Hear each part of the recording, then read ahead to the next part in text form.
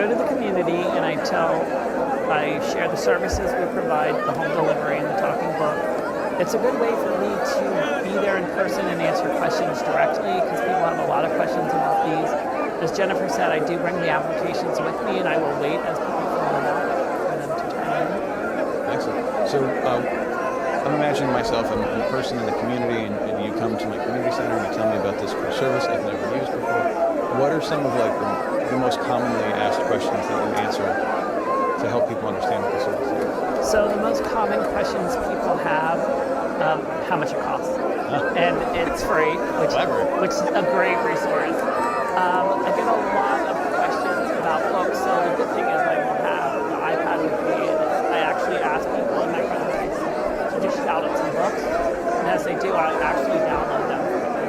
Recently, I did a outreach to middle schoolers, and I was able to find all the books they wanted.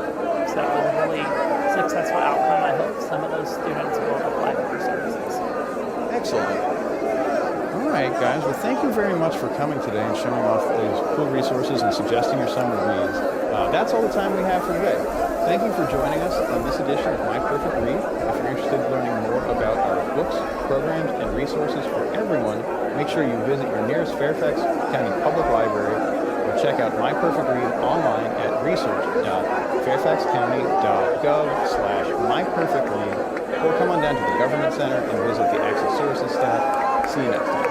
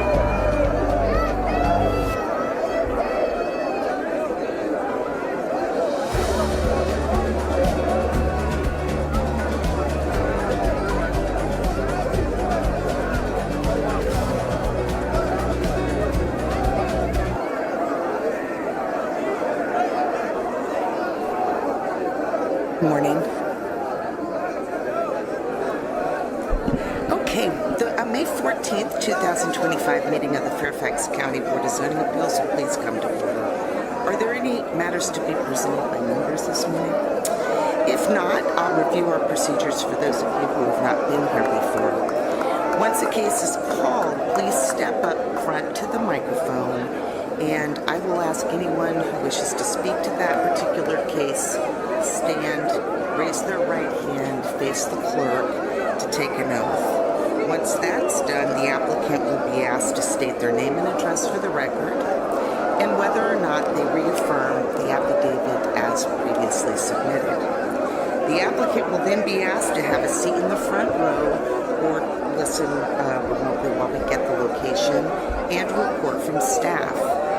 Once we've heard the staff report, the applicant will be given up to 10 minutes to give their justification for whatever it is they're seeking today. And I emphasize up to 10 minutes because we have these detailed staff reports which have the justification in them. But do feel free to add to that if you would like to do so. I'll then ask if there's anyone who would like to speak to this application. If you've not already signed up to speak with the clerk, please do so at the clerk's desk on your left. Each individual speaker will have up to 3 minutes in which to speak, and if you represent a citizens association, you'll be given up to 5 minutes. If there are speakers in opposition, the applicant or applicant's agent will be given up to 5 minutes of rebuttal time. Once you have spoken, you cannot come back to speak unless you're asked to do so by a member of this board. With that said, we've got some administrative items that we must call first before we call the public hearing portions of the agenda. So our first matter this morning is Gianhai Lin in SP 2024-DR-00058, which is being administratively moved June 11th, 2025. That's correct, Madam Chair. President Bronco. I believe this was like a scheduling conflict with the applicant. We should be ready to go on June 11th. Okay.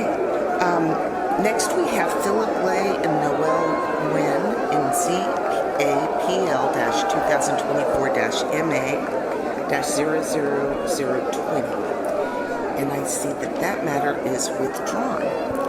Good morning, Sarah Morgan, Zoning Administration Division. This was a situation where during the course of our review, additional violations were identified, and we worked with code compliance and the appellant to get the notice rescinded and reissued, and the appellant actually chose to work with code compliance to come into compliance and remedy their violations rather than reappeal. So we will not be seeing this one again. Okay, thank you. Wonderful. Our next item, Michael Bruce and Sarah Bruce in SP 2025-DR-00010, being administratively moved to July 16th, 2025. That is correct. The board recalls this was the subject of an appeal related to the pickleball courts in the front yard. The applicant and their agent have indicated that they intend to come into compliance and work with staff, zoning administration staff, land development services, and others. And that process has begun. There have been some meetings that have occurred and that are scheduled. And so, tentatively, the plan is that the special permit will be withdrawn at such time as it appears that all parties are in agreement with the steps to move forward to bring it into compliance and modify what's on there today. So that's the update. And so stay tuned. At this point, we've moved it to July with the idea that at some point it will be withdrawn. Okay, great. That's good. Okay.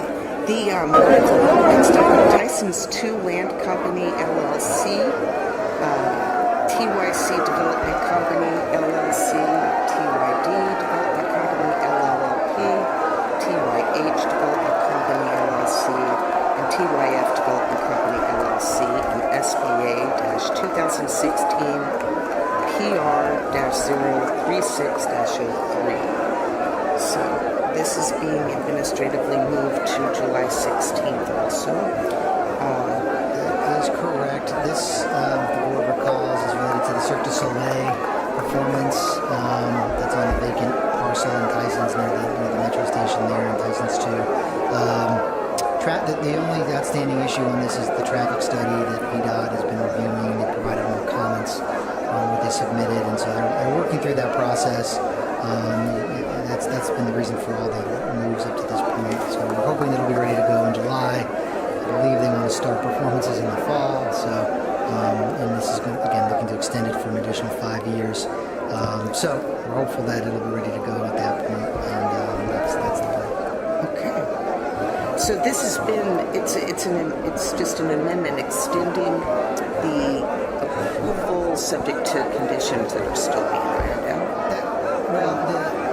The existing approval, Amendment 02, was approved and allowed the circus to perform over a period of each season for 5 years, and that expired this year. So they've applied this year, and they're asking for an additional 5 years. So there are a few other minor changes to how they plan to operate, but nothing significant. They want to continue kind of as they have been for an additional 5 years. Apparently that's been very successful. And, they want to continue to come back every year. Okay, hopefully, yeah. I haven't been out to see that while I was here. I'd seen ads on TV for it. Was it pretty heavily I think it's been attended? very popular, absolutely. Yeah. I think it's been very popular. And so that's why they want to continue to come back. And so, it's been well received. And I think that, again, it's not really a sticking point, but just, the traffic conditions. The original traffic study had gotten kind of long in the tooth. VDOT was looking for an update.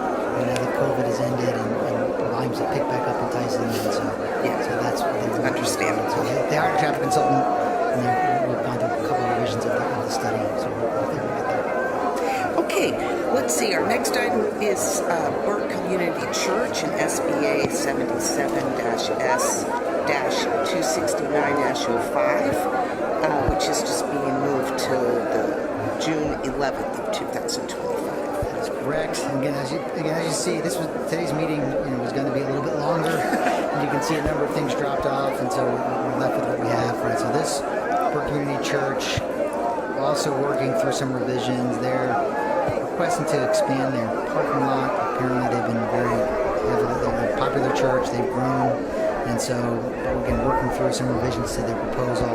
They just resubmitted.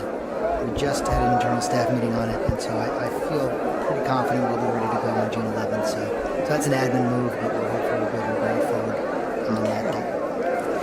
And the final administrative matter is Natal Savari and My Little Stars LLC,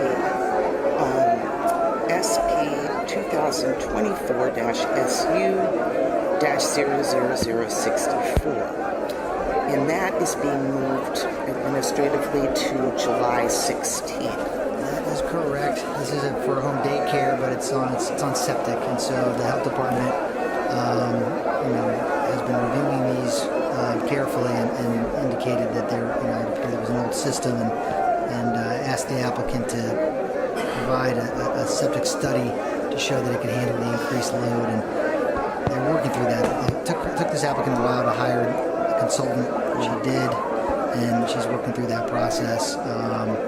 And again, hopefully we'll be ready. I believe that the initial analysis showed that there were some problems with the system, so we'll see. But for now, we put it in July, and they're trying to work out those issues to make sure the system can handle the increased use. Okay, that's interesting. We have our one public hearing today has little stars, but this one's My Little Stars. It was very confusing, yeah. We have new Little Stars coming up. It's popular. Okay, so the first item today on the public hearings is Lucia R. Diapilar, SP 2023-SP-00204, which is a request for deferral until July 23rd, 2024. That is correct. This similar issue, it's a septic problem. This is a request for an accessory living unit. And again, it took them a long time to get a septic engineer on board. And they're trying to get that approved. They're adding a bedroom because they want to add an ALU, and so the system apparently was not capable of accommodating that, and so they've been looking at options to either build a new system or make some other changes, and so that's the reason for the multiple deferrals. It took a while to get someone on board, and then they uncovered problems with the septic. So the health department has been, again, working with their consultant. So we've kicked it out to July, hoping it'll be the last deferral on this one.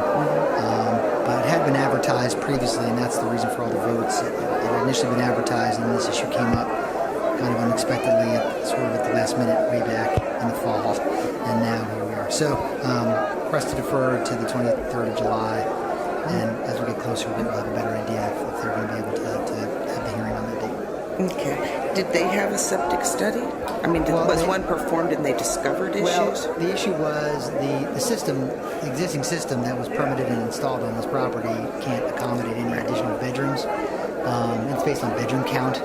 Some people think it's kind of counterintuitive. You think it should be based on people, but it's really based on bedrooms and theoretical capacity of people who could live in the house.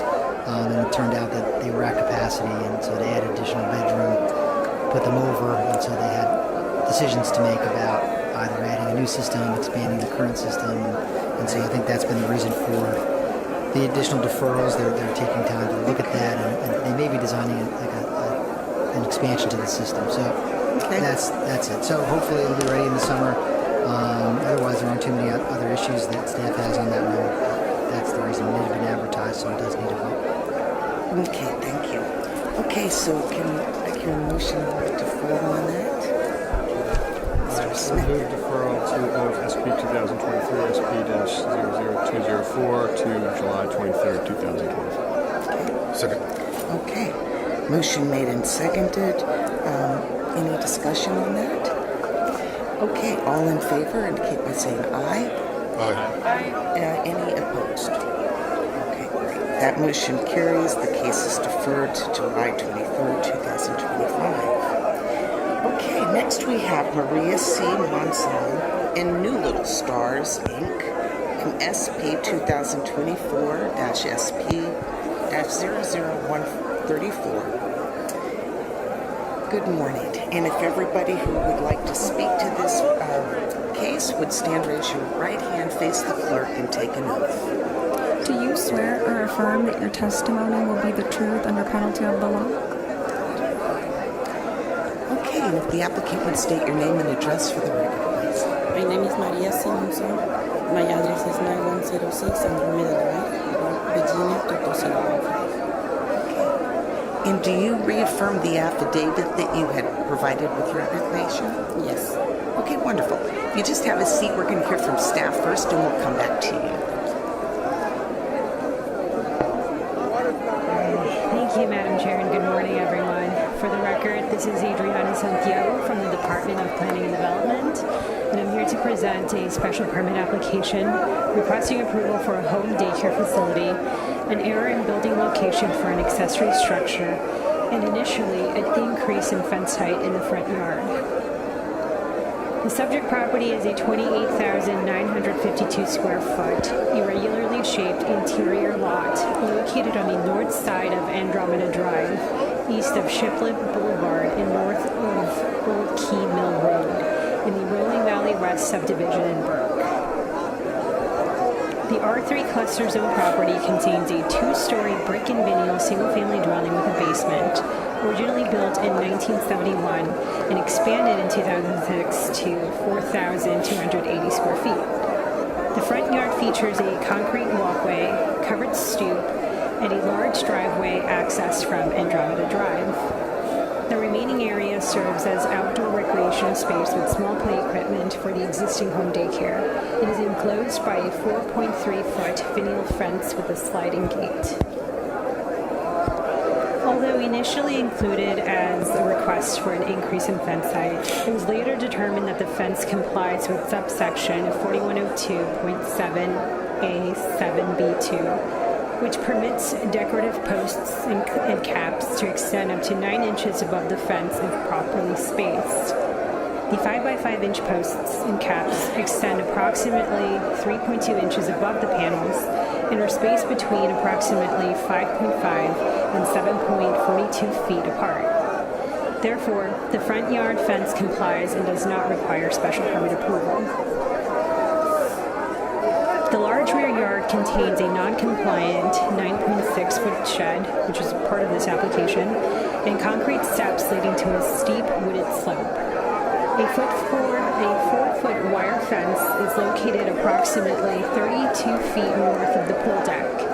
Beyond the fence, the lot lies within the 100-year floodplain, a floodplain easement, and a resource protection area associated with a tributary of Pohick Creek on adjacent parcel C, owned by the Fairfax County Park Authority.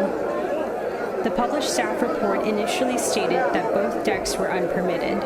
After further discussions, the applicant provided a building permit for the irregularly hexagon-shaped elevated deck with stairs. However, no permit was found for the pool deck, which aerial photography suggests was constructed around 2007. A development condition had been included to address both decks due to the lack of permits. However, staff now recommends modifying the condition to apply only to the pool deck. One of the applicant's requests is to increase the maximum capacity of the existing home daycare from 7 to 12 children at any one time. The facility occupies approximately 912.6 square feet and operates in the basement level of the dwelling. The facility will operate between 7 a.m. and 5 p.m. Currently, the applicant and an assistant serve as the primary child care providers. The facility operates, or as previously mentioned, the facility operates in a walkout basement, accessed via the main entrance of the dwelling. The main recreation room provides direct access to the stairs leading to the front yard. An existing room was converted into an additional play area to accommodate the increase in children. Staff observed at least one egress window per room and a sliding door to the pool deck. It should be noted that the applicant's state inspector required a barrier to prevent children from opening the sliding door and accessing the pool. However, the door can still be opened by an adult in case of an emergency. Vehicular access is provided by the two-car driveway.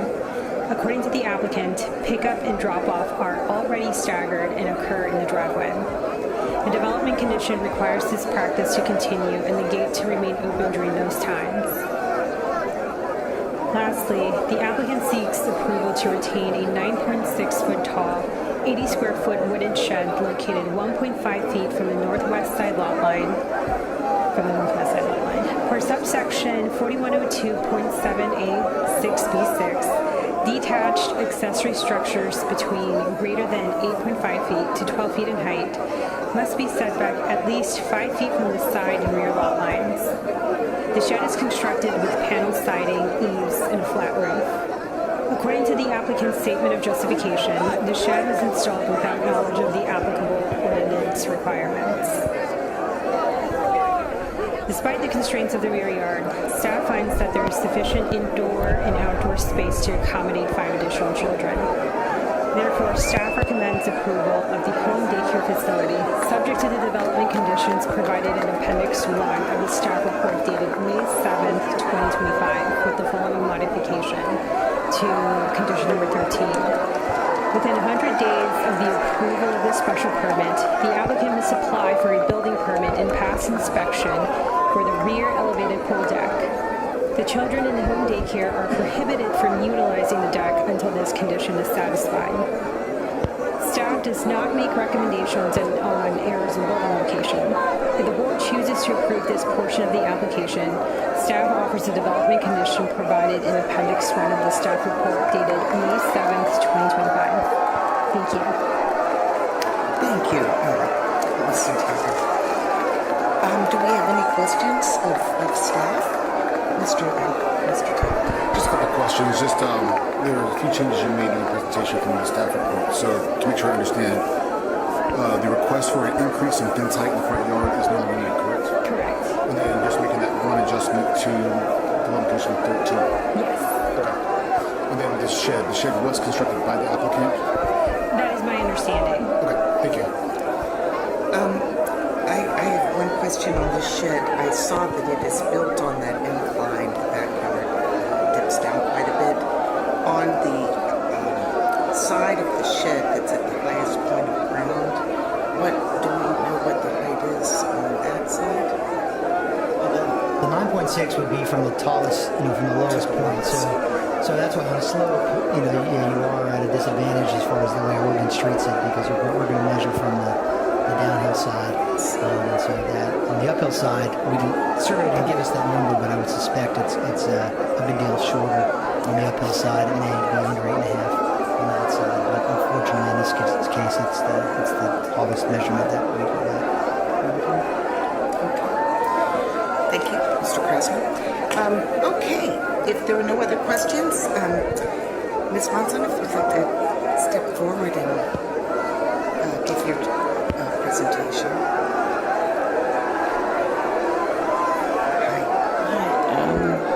I just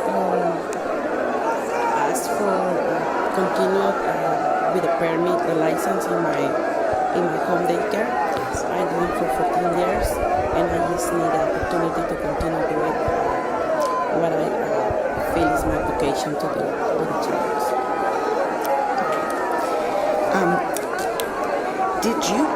Did you build the shed? Was it when you Yes.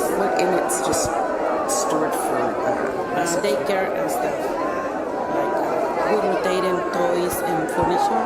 So whatever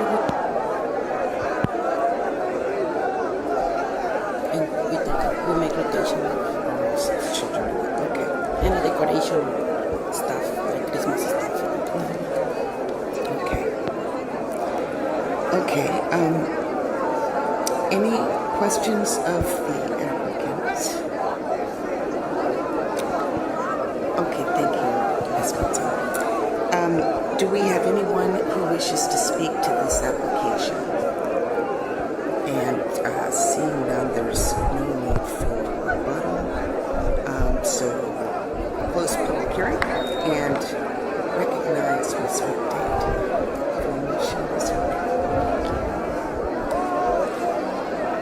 Motion to approve this application. This is SP 2024-SP-00134, Maria Monzon and No Little Stars.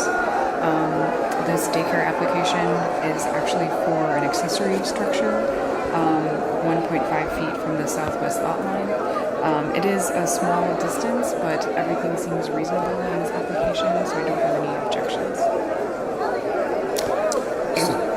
Second motion. Okay, and the home daycare facility? Yes, that is.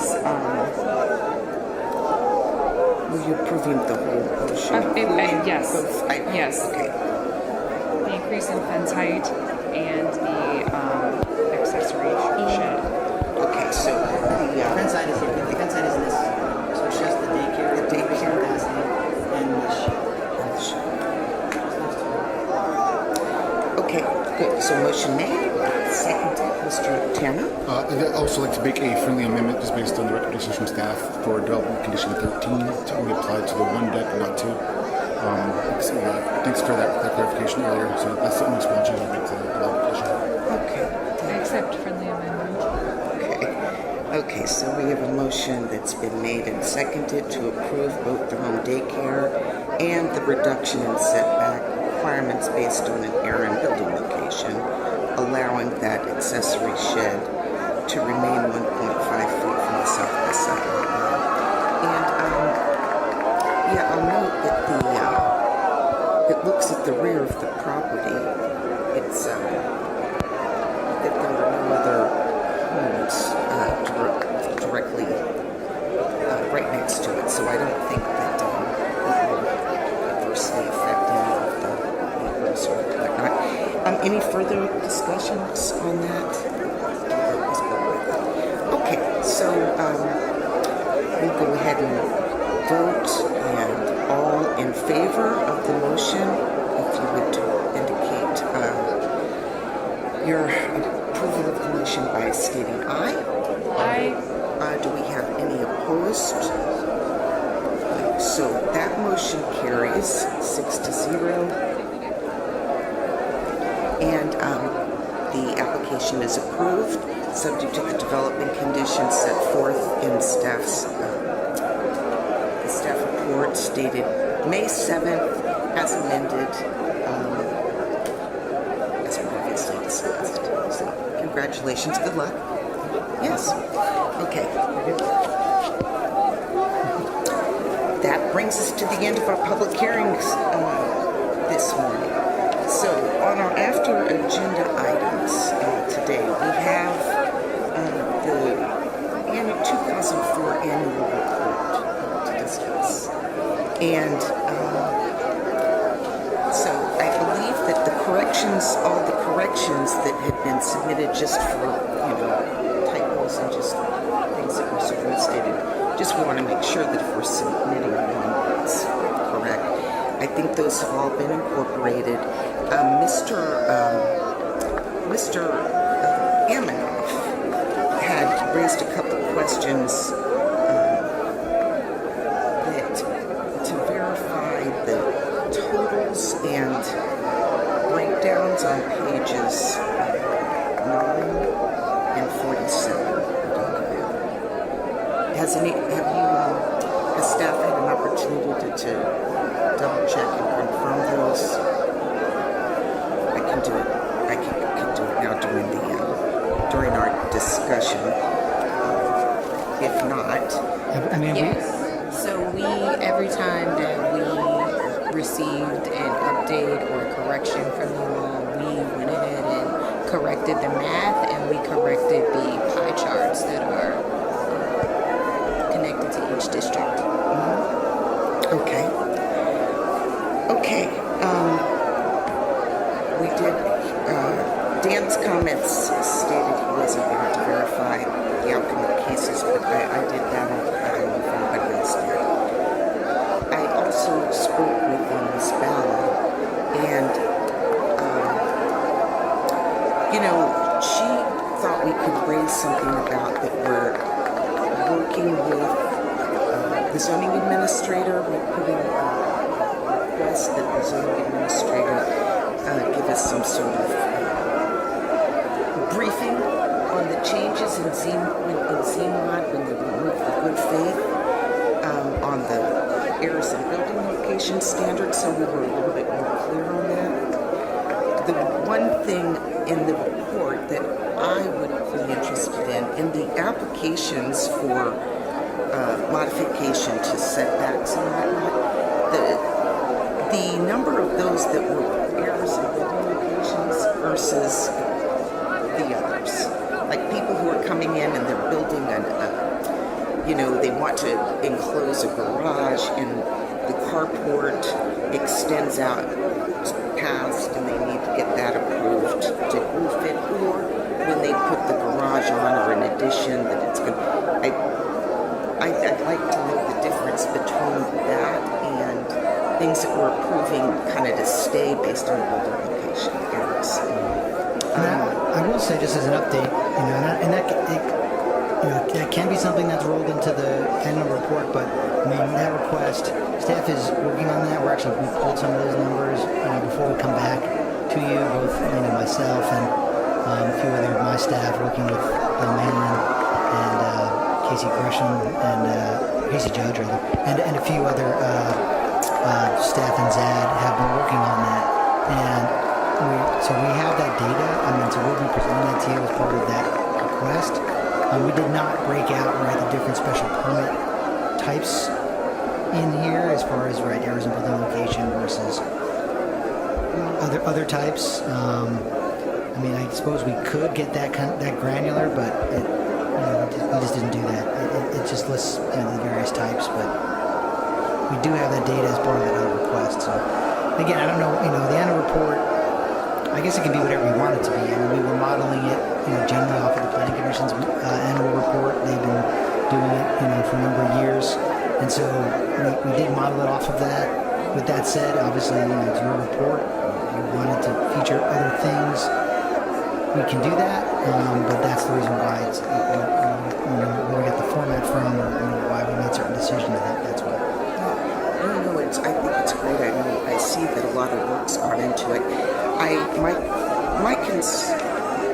emphasize, given all the things that the Board of Supervisors is involved with and has to oversee and regulate, I don't want this to just, I don't want to pile on them. I think it could be short for us. That's just me. I don't think we need to go in as great details. And we can do this perhaps next year. That all the different districts and the specific findings in each district, you know, the cases, which they've already seen, I guess, as time goes on, but having it so that each supervisor, if they wanted, could just read the very beginning and then flip to their district if they were interested. So those could kind of be appendixes, you know, or we can stay with, yeah, I think, because I just think the bigger it is, the harder it's going to be for people to be able to focus on it. Not that we need their focus, it's really just our fulfillment of the requirement in the report to let them know what we're doing. By the same token, the specificity in here with every case, I think is kind of much because they see it in the applications. When the applications come, you all send stuff to the Planning Commission and copy of the Board of Supervisors. And then I don't know if they get the outcomes of the hearings, but it's easy enough to find if they were interested. Yeah, they do. They do. Yeah, and again, that's something, that's a decision, I guess, for the board to make. And you know, as far as how specific, yeah, we've listed the titles. I mean, we didn't go into, you know, detail beyond, you know, the kind of the agenda title for the case. But there may be other ways to do it, you know, to have it more of like an executive summary level type of document with appendices. I mean, so there are different ways we can do it. For what it's worth, the PC report is of a similar length, and some actually maybe a little bit longer. You know, because they covered, you know, some of the, you know, they have subcommittees and, you know, kind of. So as far as the length of it goes, it's not out of line with, you know, the other annual report from the PC, but again, it can take whatever form the board wants to present. Okay. Well, those were pretty much my comments were just to.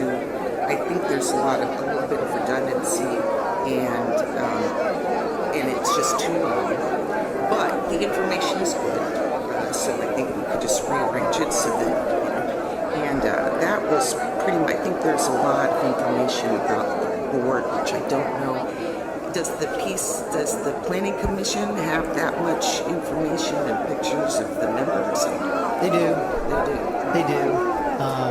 And I mean, again, for what it's worth, I think staff felt that was appropriate. I mean, I think it's good for the board of supervisors to, you know, be reminded of, who's on the board and what you're doing, and you know, I think that's, you know, we devote a lot of time to this, so I think that, you know, having everyone in here, I think, is good. And because this was the first time there's been an annual report for a number of years, that is why we included all the bios. But the PC does the same thing. They also include bios. And so, again, that's what we modeled it after, and highlighting, you know, people who retired or resigned or what have you. Also, again, you know, those types of membership changes were, you know, some of the Planning Commission, you know, does as well. So yeah, that's why we did it that way. We modeled it off of that. You know, the Planning Commission report is on their website. You can go check that out. But again, this was our first stab at doing this after a number of years. I think decades ago, the BZA did a report, although I couldn't find that. But I'd heard anecdotally that years ago we did one, because the state code requirement has been there for a number of years. Actually, probably since the beginning of time. But for the last, I don't know, 10 or 15 or 20 years, those weekly reports that were being generated and provided, we're going to determine that those could satisfy that requirement. But in any event, because this was the first time we were doing this, we felt that maybe this year too was even more important to, you know, make sure that we kind of identify some of that background information. Okay, very interesting. Thank you. Ms. McDade. Thank you. So I just wanted to add on to some of your comments. I think that, yeah, it is really long. I mean, they're definitely not going to read every page, but maybe some of the formatting could just be tightened up. Like there's some space, extra space in certain pages. So that could be, you know, smushed a little. And the pages for the board members, you could probably put 2 per page, like a half page per member, and save some pages there without really sacrificing much content. Just kind of taking it. Okay, that's a thought. The one other thing, well, I've got 2 other things I wanted to ask you. One, does the PC Planning Commission's report have recommendations for or rules that they are going to want to focus on in next year, or what they have found in their hearings and applications, etc., for the past year that they're bringing to the board's attention? That's a good question. I don't know if our clerk recalls that, if they add that kind of information. And I know what you're getting at, and I think that, yeah, I can pull it up in a second.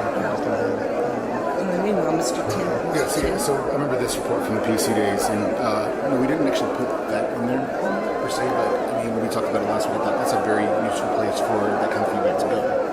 We did a lot of times in our individual committee meetings, but yeah, I don't think we put that in our annual report, and I think it should go in ours. Okay. Some of the Ms. McDade had provided a list, and I mentioned to everybody of items, and that she thought we could bring forward and include recommendations, and those included chicken applications that we routinely see those, and she'd support changing the zoning code to make that a little easier, taking it from 2 acres to reducing it as a matter of right. That was one of them. The 6-foot fences in the front yards, we see a lot of those, often improved when it's a busy road and the fence is out of this driving sight distance. But she says that perhaps, in addition, we often, and let me just stop for a minute. Claire, the reason that I didn't forward your email, which I could have perhaps done this morning or last night, is because of public hearing requirements. All business, unless it's exempt and can go into closed session, has to be in an open forum like this. And so if, like when I sent an email letting you know we would take this up today, I mentioned a couple things, but I didn't want email going back and forth among folks just because that could violate the so. Sure. But now we have that discussion, we can move to in the future, and everybody will just know, don't comment, bring it to me. Okay, so the 6-foot fences in front yards. She also brought in, the play structures in front yards. She supports those. Accessory living units. She thinks Claire had suggested that they're allowed on over 2 acres, but she would support it being also permissible on smaller lots, even up to a half an acre. Multifamily. This is an understanding that it's only permitted in R20 and R30. I was on this one and on the bedroom mix item, which seemed to be both focused on more affordable housing in the county. I don't know that do we see a lot of those applications? I don't recall them in this. I think the reason why we don't see the applications is because of where they're allowed. And I might be wrong, but my understanding is you're pretty limited if you're looking for a site on where to put multifamily and which zone it can go in. And so I think that we are not seeing any sort of applications because there's just so few possible sites where they can put them. So what I'm suggesting is to allow it in more zones. Okay. Maybe they already looked into that. I think we have affordable housing that focuses on those type of issues. No, and it's often, just if I could interject, a lot of that is steered by the comp plan. Through a rezoning process. If you look at the zoning map, right, you may see a parcel where it wouldn't be allowed. However, if you dig deeper and look at the comp plan may recommend that area actually is appropriate for multifamily or higher density, subject to a rezoning. So you have to look at the comp plan and the land use map to see if that's recommending that. I mean, that's kind of the first step. I mean, just big picture.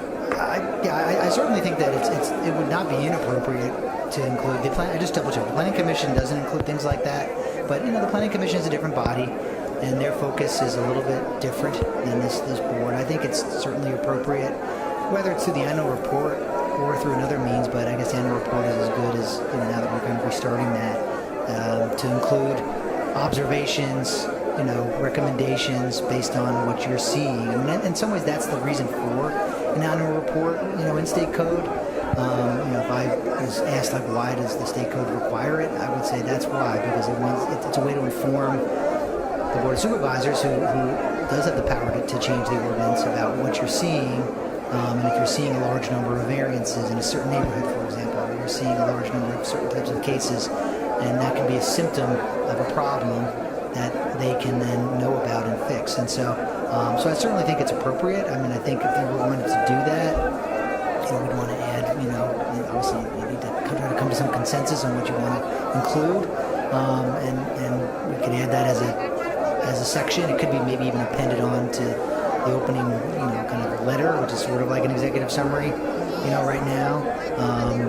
That's kind of under the chairman's signature. But there are different ways we could do it. But certainly, if the board wants to make recommendations about the ordinance based on what you've seen and what you're seeing, I think that's appropriate. I think that obviously would take a little more time for the board to maybe deliberate on that, try to come to a consensus, and then draft some things. But we certainly could include it. I mean, there's not really a deadline to get this published. I mean, we're supposed to publish one every year. It took us a little longer because it was the first time we were doing it in a while. So, but as long as we get something done this year, and then we can kind of restart it, and it'll be a little simpler next year. Next January, once we agree on a format, and it'll be a lot easier. So, with that said, if the board wants to, kind of come up with recommendations and then maybe come back at a future meeting, and we want to sit here and try to hash that out now and try to come to agreement on some of that. But we could certainly, add that to the report. I think it wouldn't be inappropriate to do that. That does bring me to my next question, which I learned last week when the zoning administrator was here, and the attorney who was presenting the appeal mentioned something about the work-study program. And that's where I was wondering, I'm not that familiar with it, other than that it exists. And, I had a case, an attorney was handling, a friend of mine, that was involved in the work-study because currently it wasn't permissible, but in the work-study program, they were looking at loosening or changing things. The work program. Work program. Yeah. Now, where is some of these items, like the things that would be focused on or reviewed in the comprehensive plan, which is once every 5 years, maybe would be better suited for a proposal or something to the work program.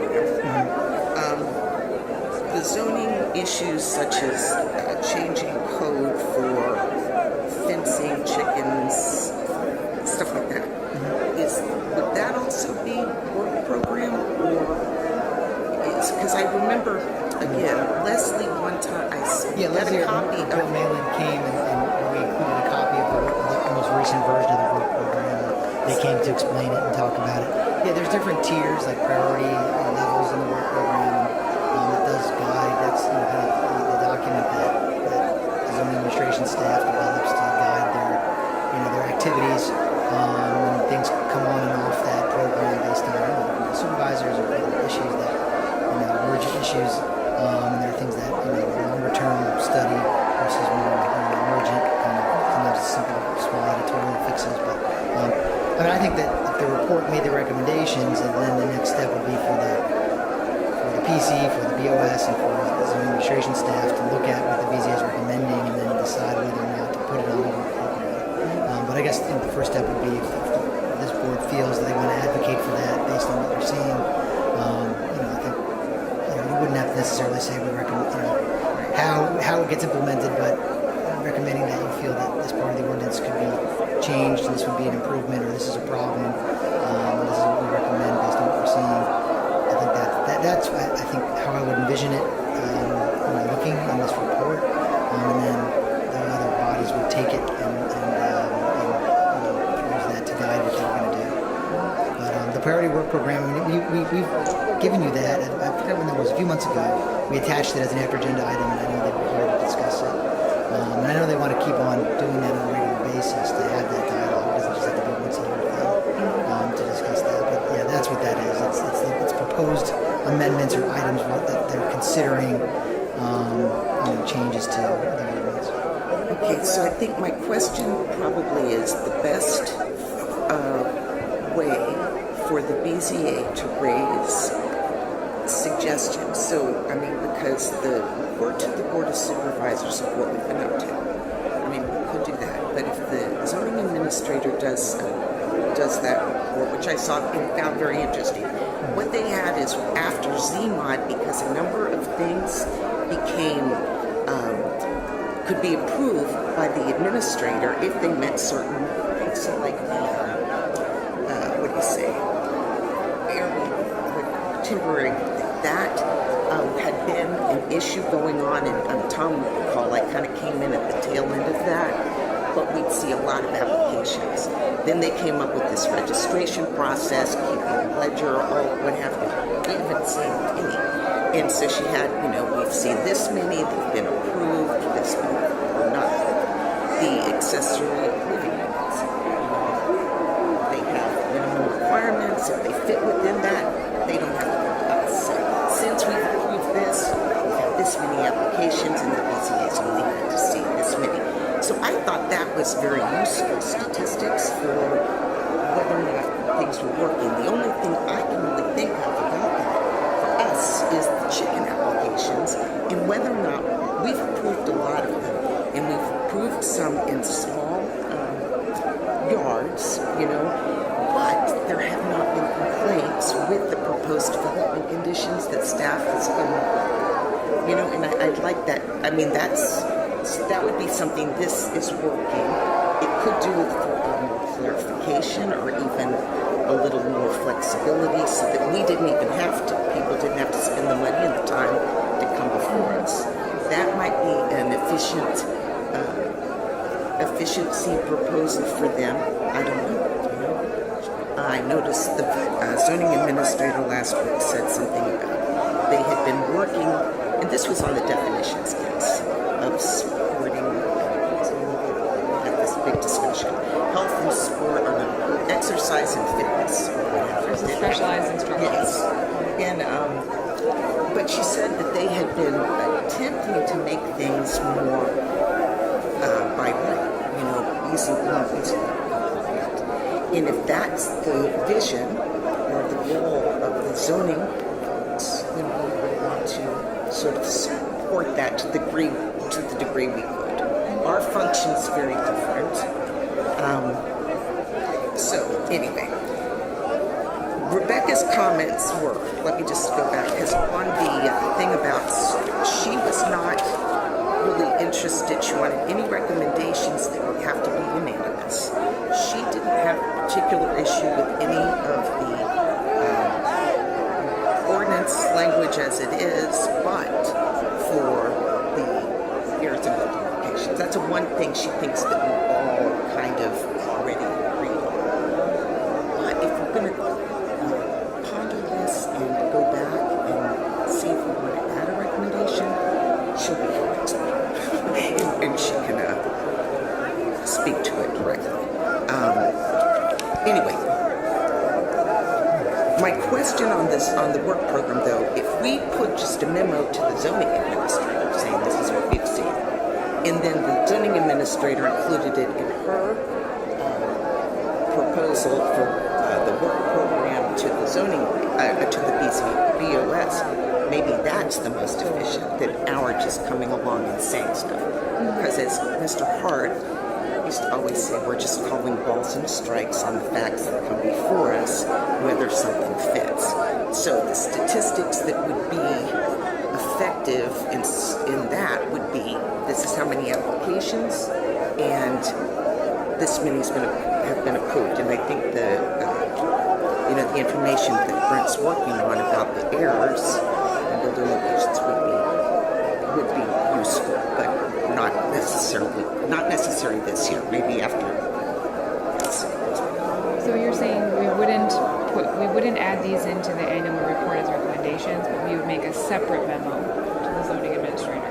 I was saying that's a possibility. I mean, if I'm just trying to figure this report for this year is appropriate or the most effective way to get any point across. Mr. Smith. First of all, I really like this discussion, the idea of providing observations and recommendations. And since we're here, it's good for the zoning administrator and others to hear our feedback so that they can legislate, effectively. And so doing a memo, I think, would work, or even bringing the zoning administrator in for a little, just like a work session like this and have this dialogue. 2 weeks ago we had that question about the appeal. So someone's filed an appeal, and they went and filed a special permit, and the question was, should we hear the case, or in the case, that we have historically, I think, we just said, well, we'll defer this and just see how the special permit goes. And I guess maybe I'm a little cognizant of having practiced in the land use areas. It's expensive to the attorneys to do appeals and these special permits and filing fees, and they're trying to preserve their rights and let them do it. But I can also see the argument if they filed the appeal, let's just process it, because if they lose it, they can process it, do a special permit. I'm kind of okay with either direction, but I feel like we should decide what direction we're going to do it consistently. And so I felt a little discomfort with doing a kind of a one-off at that point. I think some dialogue on that and picking a policy direction for us, and so that the community out there, so that the lawyers and the applicants out there know that from now on we're going to be hearing these appeals. We're not going to just defer on because you filed a special permit. I think that's good, and I think we should have that kind of conversation, and I think that's helpful. This issue about the error and the no fault, I think that would be a great. It's a little bit complicated. If we can give them guidance, because we're trying to make sure that we're being consistent in what we're doing, and maybe some of it you just can't. Some of it's just going to be discretionary. It's like, what do we feel based on the testimony we've heard? But to the extent we can clarify some of those things, I think it would be useful. Mm-hmm. So, and I guess, and we've done that. So we've asked for, and they're working on that, as was noted. So, I don't know. I think having a conversation or seeking further guidance on some of these things is a good idea. Do you have any thoughts or preference on how we would do that? Do you think that just meeting with the zoning administrator after public hearings 1 week and kind of fleshing through discussion, or a more formal approach of sending a memo to the zoning administrator, or including some of that in the annual? Do you have any preference for what you think would be best? I guess the question, if we're going to put it in a memo, we got to all come to some consensus. Yes. Maybe it's not hard. I mean, when we talked about do we need a square footage division? Or you can say the same thing with child care, because we're going to have these townhouses that come in. How many? We're going to allow 7 versus 10 versus 12. But some of the townhouses are bigger than some of the townhouses. So it's like, well, we're going to base it on square footage of the house, square footage of the yard. And so we don't have guidance on these things, so we've been trying to develop time what we think is to be consistent. But we could ask for some of that. So I don't know. I'm not sure what's best. I was thinking initially some dialogue, and maybe then move forward. Yeah, that's good thinking. Let's go hear from Ms.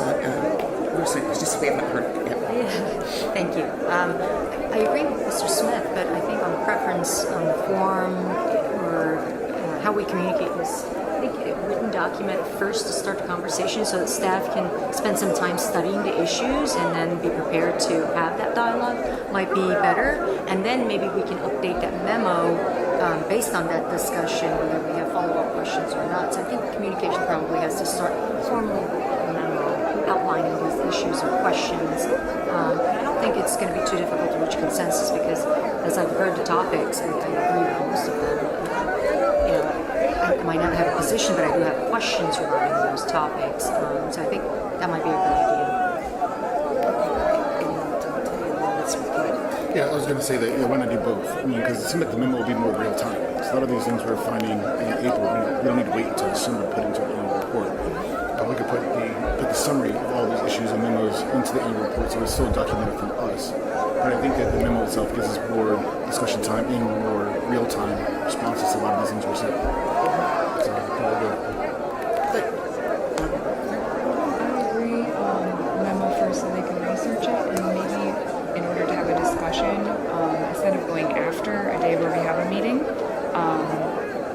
what if we pick a Wednesday where we don't have a meeting and then schedule a meeting with the zoning administrator on that?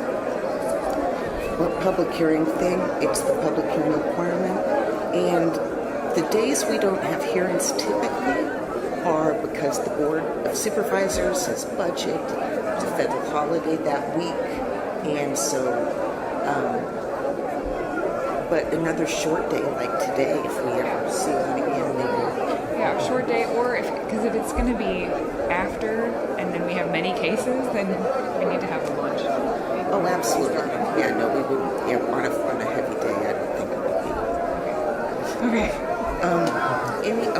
Any other thoughts? I guess I'm still confused. I'm sorry about the work program because I guess I've just flipped through and looked at the stuff that I found interesting without reading the whole thing in depth. So the work program also, that is a formal, document that I believe gets vetted, through like the Planning Commission has a committee that looks at that. The BOS has a committee, and then ultimately the BOS adopts the work program on like either a yearly or 2-year cycle. And so, to the extent that, but certainly I think, the BZA should have some input, I think, just like those other groups do, to help inform the BOS and again, adopting that work program. And because that's really how, it's designed to work, that the BOS is the governing body, is directing the zoning administration staff on here are the priorities we would like to see as far as changes to the ordinance and new ordinances. But it does go through that process, and I think that was part of the reason why the ZAD said we should hear from the BZA as well, and they came and presented that and got some feedback, but it was kind of informal feedback. I think what you're talking about, would be a good thing to have more formal feedback or recommendations so that they can incorporate that. And I think they go on they're operating like on a fiscal year cycle, like July 1, and I think it's a 2-year cycle for the work program, and then on a yearly basis they kind of check in and they can make some minor updates to it. So we can talk to the zoning administrator about that, like what timing would be most helpful and most effective for you when to provide something like that. And I forget who said it, but maybe the annual report or waiting to the end of the year, we don't need to do that. Maybe it'd be more effective to do it right in a separate document that comes out at a different time. So, but I think the idea of having a formal set of recommendations that then could inform that work program would be helpful. I had something that I just Thank you. So I wanted to give some background as to why I'm making the suggestion about multifamily. So in the other places where I have lived and worked and been to zoning board meetings on the other side, there's always been a line of developers, and the projects are varying sizes, but they're similar in that they're saying, I have this many units by right, I want an extra 10 units, or I want an extra 50 units. Can I designate an extra 30% affordable housing, or whatever it is, in exchange for one more floor, or 10 more units, or 0.5 FAR more, some sort of negotiation like that. That's what they're trying to get, and we are not seeing any cases like that. I don't know if it's because they only go to Board of Supervisors, or if it's because of on the comprehensive plan, you look at the colors. And the colors are by density. So the ones that are multifamily are browns, and then the commercial are red and purple.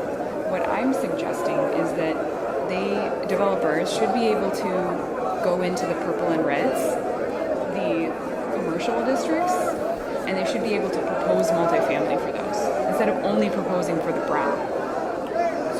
Speak to that, Mr. Tanner, specifically. So that actually is something that's purely for the planning commission and then up to the board of supervisors. They talk about, we used to have cases about this almost every week. And anytime a developer came in, they were also negotiated the different things where we say, all right, more affordable housing units, we can do more of this. That very thing goes on with the planning commission almost weekly. Okay, so they are doing it. So it doesn't come here. They get special permits and variances, they get special exceptions to different types of applications. So that goes through a different process, but we're going to say it's a priority for the county. That's one of the things that we folks most of our time on, especially when we're negotiating with us. Okay, can you answer my question then about the purple and red? So if I understand right, from the way the regulation is right now, you can't build multifamily in commercial only zones. Is that right? Okay. And why is that? Why don't they want to change that? No, it's complicated. The county system, without getting in onto a whole kind of like Fairfax Comp Planning 101. I mean, Fairfax County also, we have also what we call plan districts, PDC, plan district commercial, plan residential, mixed use, PRN, and then Tyson's PTC. A lot of those districts allow for mixed use. They allow for multifamily.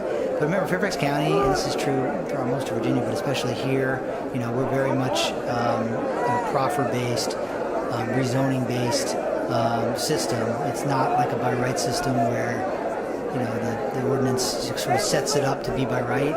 Typically, multifamily is built as a result of a rezoning. Comp plan recommends that this area. That's the other thing too is our comp plan is very specific compared to many other jurisdictions. Some people kind of officially call it almost like a shadow zoning ordinance. It doesn't have the weight of a zoning ordinance, but it has the specificity in some instances down to the parcel level of this parcel should be developed at this density with this number of units. And so you do have to look at the map, and then you have to go into the comp plan and drill down through the different geographies of the planning districts, the sectors, get down to the area you're concerned with and see if there's a site-specific recommendation. And if there is, and that site-specific recommendation talks about allowing multifamily or that type of use, well, then you got to look for a zoning district that might allow what you're looking to do. It's typically our highest density mixed use is typically like PDC, plan development commercial, but that allows residential as well. But that's going to happen through a rezoning and through that negotiation process that Mr. Tanner just alluded to with staff, the Planning Commission, and the Board of Supervisors. And so we certainly encourage dense multifamily, predominantly in areas around metro, our CBCs, our community business centers, so areas around metro stations. Obviously, Tyson's and Reston are the two highest density areas, and then other parts of the county along Richmond Highway and some of the older business centers, Bailey's, Southern Quarters, and other places where you can do that. And if you can't do it, then there's a process. There's a plan amendment process that you can do concurrently with a rezoning, which happens often. People look at the plan and say, well, the plan doesn't allow it, but I'd like to do it. You can get the Board of Supervisors to agree to change the plan. There's a process to do that concurrently with the rezoning. So, but anyway, all that stuff is happening. You can look around you and see developments going on in the county in certain places and know that it's happening. It is, as Mr. Tanner said, coming through the Planning Commission and the Board of Supervisors. The BZA's role is a little bit different. We're not going to be seeing applications for a multifamily project here because through that planned development zone, they can often, the setbacks are flexible by design, and so they're not often getting relief on setbacks and height and other things because the zone allows for that through that rezoning process, through the proper development process. Okay, thank you for that explanation. I do, even though I understand the process and how it's going to Board of Supervisors, just from driving around and seeing things, there are many underutilized sites near metros and like arterial roads, there's no construction, and I understand interest rates are, prohibitive right now, but maybe this process is a little too difficult for some of the smaller developers. But I get that that's more in the Yeah, and the duties of the Board of Zoning Appeals are set out in this. They're statutory. We're Dillon Moore, which means we aren't allowed to do beyond what we've been specifically authorized to do. Yes. Okay. I got it. That's what we do. I let go. Yeah, so which is specifically for DNC's applications of special permit. There are special exceptions which go to the Board of Supervisors. Those go to the Planning Commission. But we've got, variances, special permits, appeals of zoning administrative or administrative determinations. If they have any uncertainty in the district map as to zoning, so applications of interpretation of a district map about the location, or revoking special permits. That's it.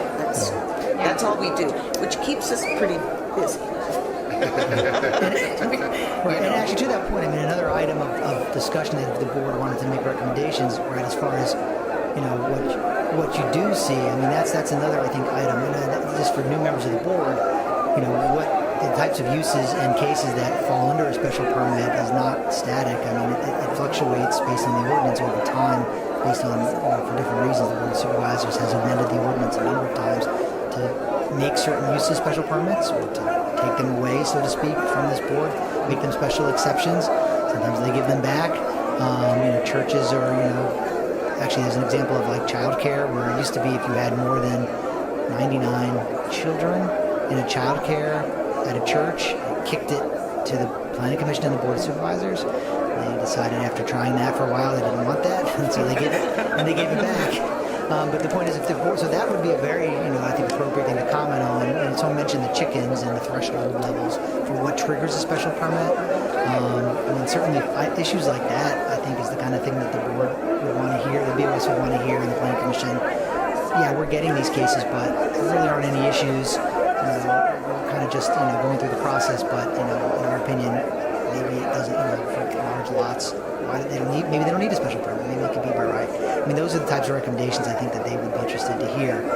Same thing goes for other uses that you feel, could benefit from a special permit process, or maybe things that, you think need to go to the Board of Supervisors. I don't know if we have too many that would fall into that category, but those I think are very germane, as opposed to maybe, some of the bigger, everything Ms. McDade said is, those are all worthy land use debates, but for the purposes of, I think helping the Board of Supervisors and the zoning administrator, targeting it to write stuff within your purview would be more helpful, as far as actually making recommendations that they can actually, act on. Well, I would be interested in some suggested items on that, without, from staff, some suggestions on those type of items, unless the board has some yesterday.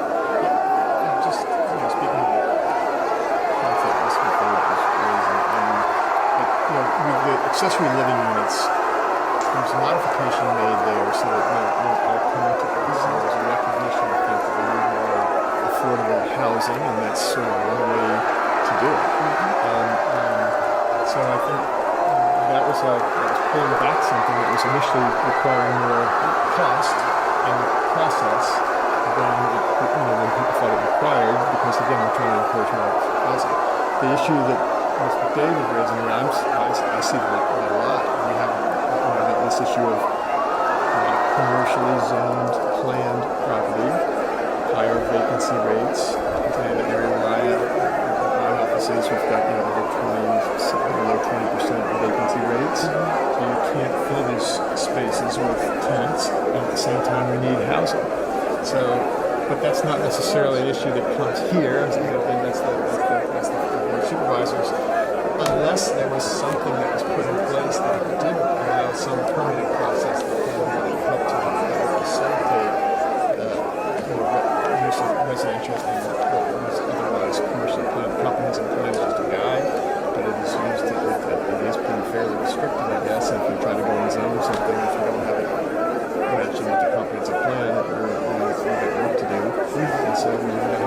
site-specific planning process, which is cumbersome and expensive and takes time. So, is there something that could expedite this that we could help with? Well, maybe I think that the right thing to do would be for me or others to go to the planning commission meeting and make our recommendations, because it's their job to make those changes to the map, right? It's their job to make recommendations to the board. Okay. The planning commission doesn't actually have any authority to it. Yes. Thanks for clarifying. Yes. Yeah. So we make recommendations to them, and then they make recommendations to the board of supervisors. But what I am used to seeing in other places is many more sites that are as of right for multifamily. Whereas here it seems like it's a harder process, and so that means only the bigger developers that are really deep pocketed are going to go through that whole process because of the time that it's going to take before they can engage an architect and start construction. That's a good point. And I think aren't there public hearings? I've seen, because they are on Channel 16 tapes meetings, and you can see it on television in the evenings of, I think, twice a week. And people, sometimes people will show up and speak to us about, so anybody that's a resident of the county, I believe, can attend those hearings and speak. And they do. Anyway, one thing to follow up on what Tom had stated, and it had to do with policies. We have bylaws in place which sort of specify what we do, the authority under which we do it, and how the procedurally move through the process so that everybody in the public knows what to expect and we can refer to if we don't. When there's also having policies, staff has several times mentioned it's just a long-standing policy of zoning staff, but the BZA, who have policies as well, come up with how we would approach or review certain applications, like, should we have daycares, should we do the yard size, the house size, this, that, so that we're all we came up with those sort of policies together moving forward, and what underlies it. I think that would be helpful. And that might be a goal we can set for the upcoming term year, or the upcoming couple of years, is as a board with the assistance of staff, I guess, but because we're applying the ordinance to specific facts of the applications that come before us, how we determine living together. I remember in that zoning school thing I did at the end of last year, and they mentioned that separate from bylaws, having internal policies and how we as a board would approach certain matters, which would be based on our mission and vision. And I don't know, I know I mentioned at a meeting that we needed to come up with a unified vision for ourselves and a mission statement, even though we are honed in by the Dillon Rule and the statutes. I think I heard a couple times helping the public with zoning as a general matter, but for the Board of Zoning Appeals, what we specifically do and what our mission and vision for ourselves would be. So, I think we're charged to interpret the zoning ordinance fairly and consistently to advance the public health, safety, and welfare. That's kind of what we're here to do. And we strive mightily to do that. We're always trying to figure out what we did in prior cases so we're being consistent, and try to figure out, and sometimes we do sometimes find that what we think is sort of fair and just, we're constrained by something in the ordinance, and we have to apply the rule of law the way it was written. So that's also, so sometimes you're like, what do I think is the right thing to do, and what can I do as we sit here? Anyway, I know I brought that up, and I was going to send an email, and I don't know if I ever did, because, my laptop had crashed after, so I kind of lost, yeah. Anyway, so it's just a discussion for us, or something to keep in mind, and perhaps we can speak to it together and come up with something, just some policies that would make it easier. So, Claire, perhaps too, some of our just internal BCA policies of addressing things, alleviate some of the concerns on a few of your items on the list. Perhaps. These are all, I'm just throwing it out there. There's no right. I do think we should do that.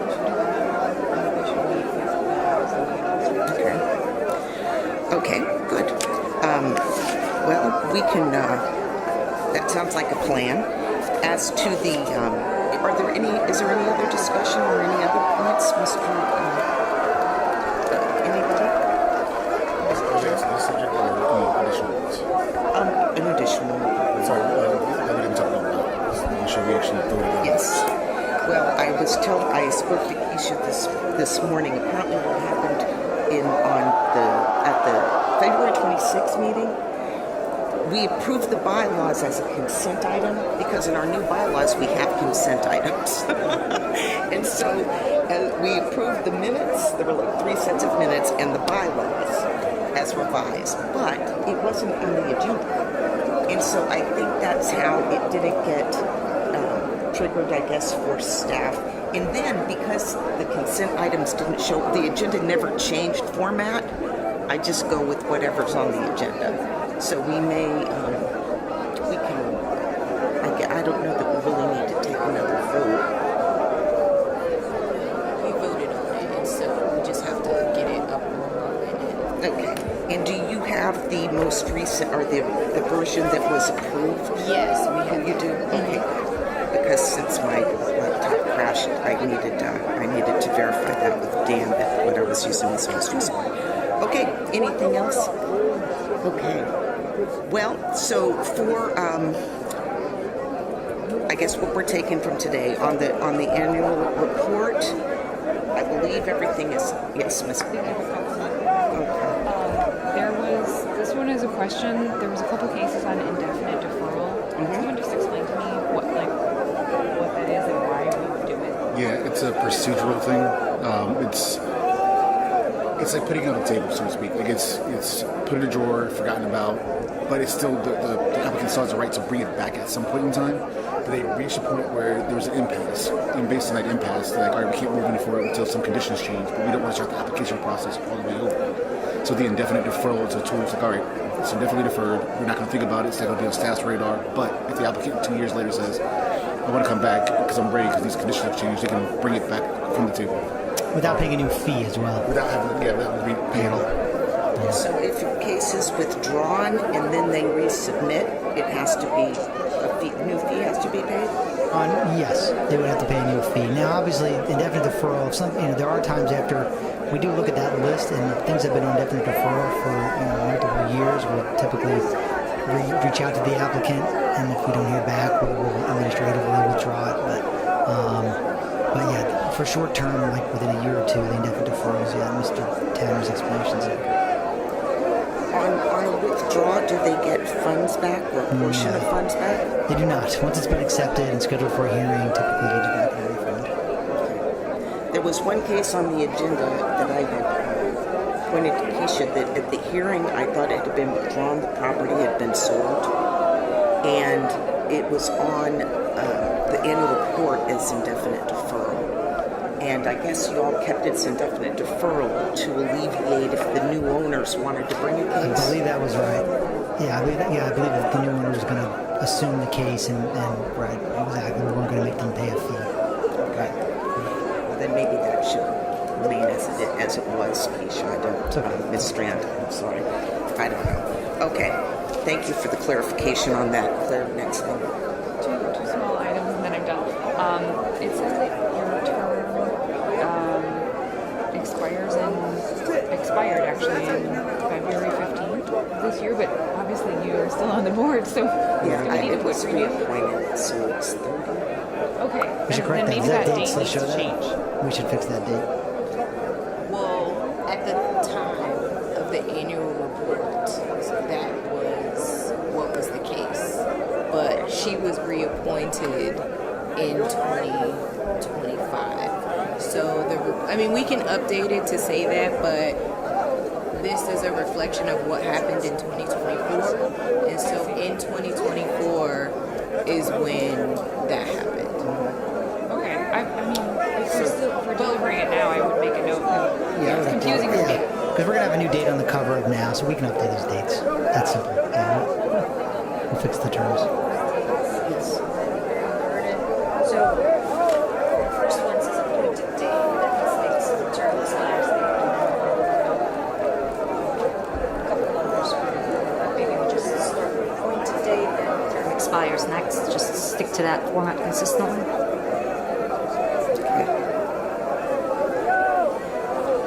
Okay. Back to Ms. McDade. Okay, my last item, we had discussed at some point that there was a backlog. I didn't see any reference to that here.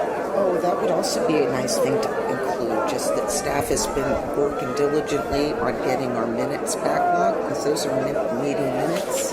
So every now and then, for a while, we were getting like 3, sometimes 6 every time we had an agenda for approval. Oh, I was thinking the cases backlog. Cases backlog? Is there a big backlog of cases? I don't believe so. I think that... No, if we use that term backlog, we're talking about the minutes. There is a... Okay, then maybe just a note saying, like, there are certain, however many cases are waiting for BZA meetings, like if it's 10 or... I think they're probably scheduled with the clerk once they file, unless once it's accepted.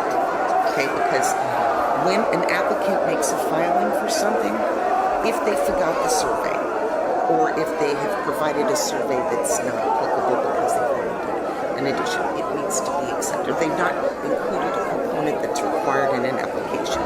It's not technically accepted. And the staff sends them a letter saying, you need to include this, that, or the other. Then when they get all of that and it's accepted, then I think the timeline begins and the clerk will probably schedule those. Under the appeals process, I know that it is time limited. Under the special permit process, I don't know. I think they just move through them as they can. Mr. Krasner can speak to that a bit. The ordinance, talks about a 90-day process, which is, it's been ruled that the failure to do that doesn't, result in any kind of penalty. So we do strive to stick by the 90-day. It comes from state code. State code, references a 90-day process after acceptance to schedule for a hearing. So we do endeavor to stick to that. We largely do. There are certain times where there's a recess and other things where it's longer than that. But as long as an applicant consents to a longer period, it's okay. And I think during our bylaws portion, we had talked about the number of cases that have been accepted, but it could be any number, just because somebody's just written something really scanty without fulfilling any of it, or they haven't paid their fee, or what have you. So that would just inundate the staff's acceptance department. I don't know what name. Is there acceptance department? Applications acceptance branch. Once it deal with that, and then, so they don't even start against the time until it's actually completed and expected. Is that what good? Anything else? All right, so where we are is, I think what we're going to think about doing is perhaps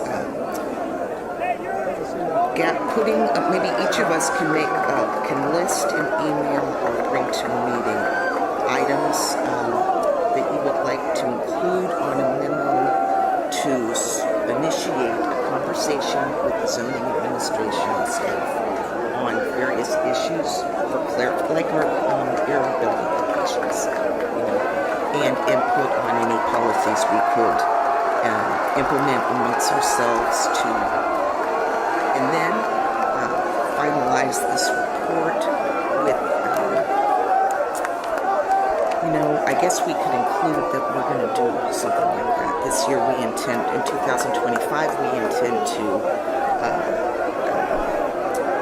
initiate dialogue with the zoning administrator on different policies and items that we're seeing before us. So that would make the change to the annual report a little easier content-wise, perhaps, and then we'll do the things that we really want to kind of flesh out by September. Is that when we're going to start? Okay. Think about the mission or vision for the BZA. I would like that stated if we were going to start it. And Alright, so it sounds like you're not going to be voting, so you're going to defer action on the report. This report's listed as an act item, so yes, we're going to defer action just to. Okay. So one of the things what triggers special permits, that was one of staff's. Okay, anyway, observations, recommendations. Okay.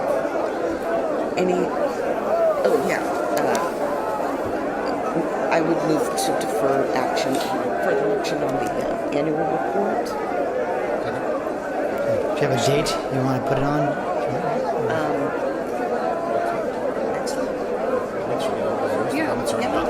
Okay. Right, they're just changing the date and tightening the formatting and putting 2 board members on each page, right? Yep, that'll work. I guess we can. Any other suggestions we can just email. Okay, does that work? Okay, so we have motion made and seconded to defer to next week. All in favor? May 21st. Any opposed? Okay, wonderful. That carries. We'll see you next week and pick it up there. Thank you for indulging our conversation here. I think it was very helpful. At least it was to me. So, thanks. With that, we can call ourselves yes, at 10:29.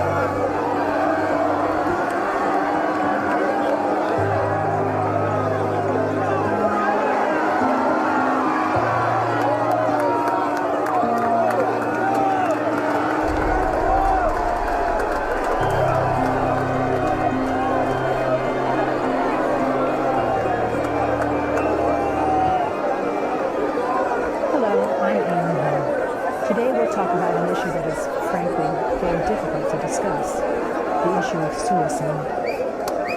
You may be aware that there has been a significant increase in the number of suicides by Americans in recent years. But did you know that older adults are more likely to die by suicide than any other age group?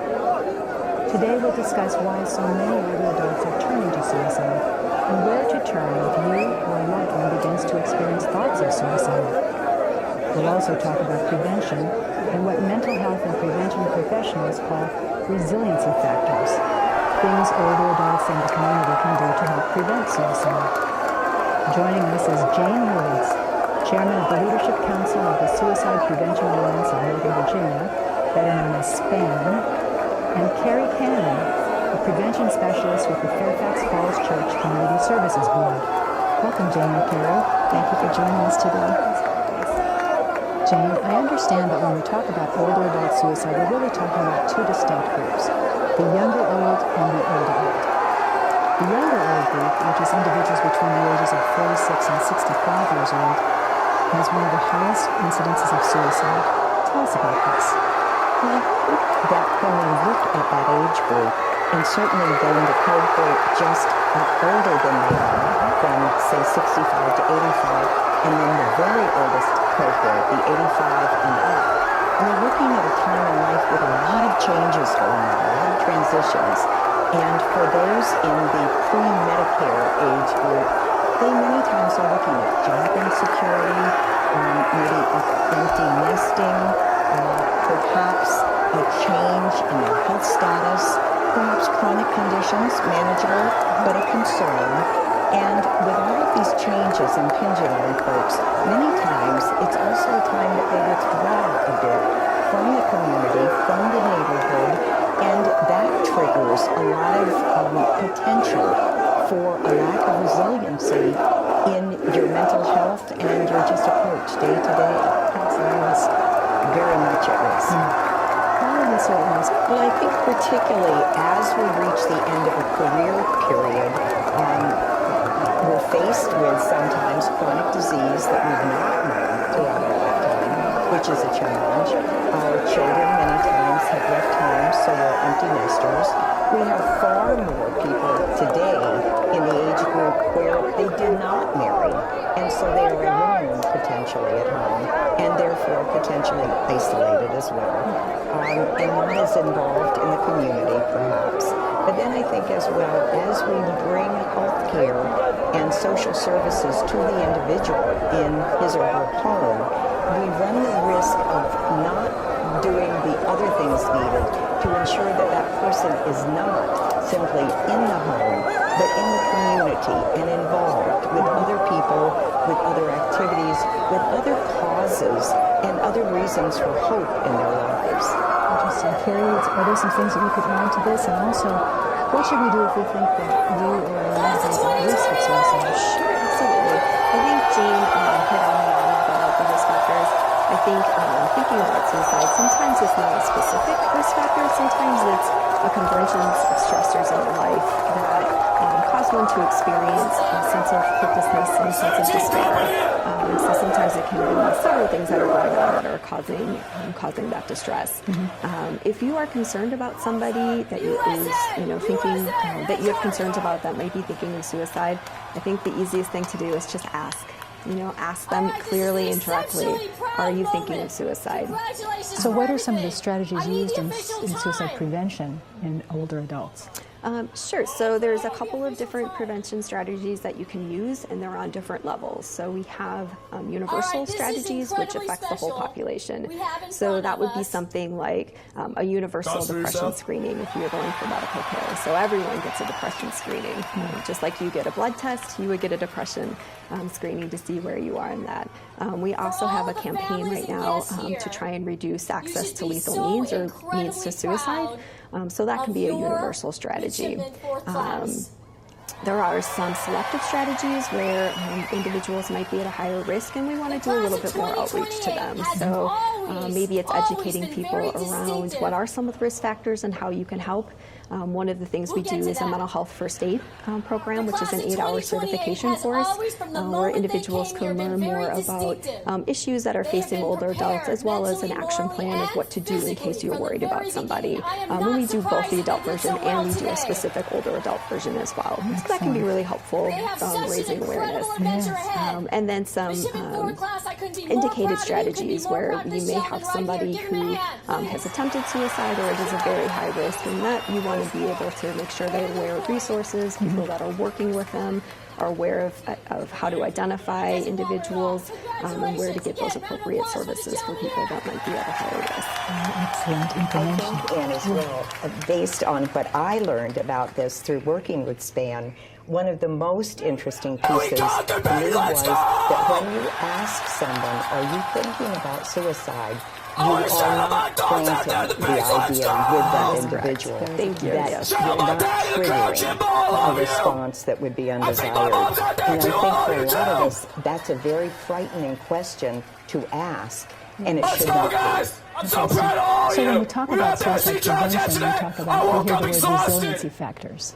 What does that mean? How can we foster resiliency? Well, certainly, in my belief system, I think resiliency starts from the time Thank you so much. You did great today. All right, everyone, congratulate them. Now it's time. Please no more. Please no more. Please no more. Please no more.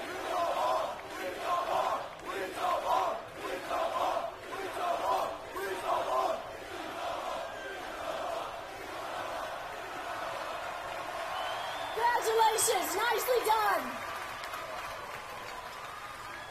All right, now go off and have a tremendous summer. And everyone, thank you so much for being here. Congratulations, class of 2028. Your future is here. Awesome.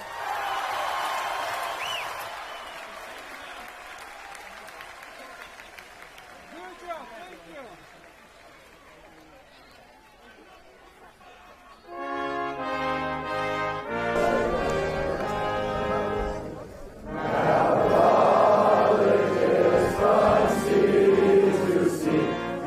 Sing of colors true.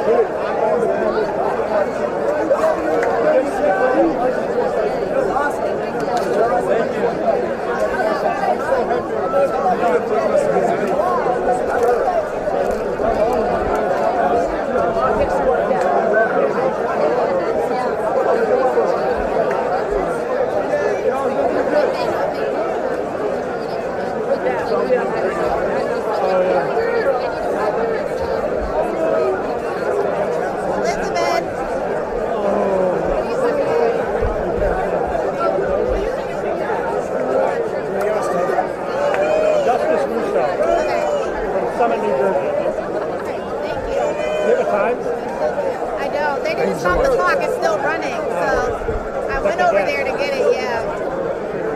I'll find it though.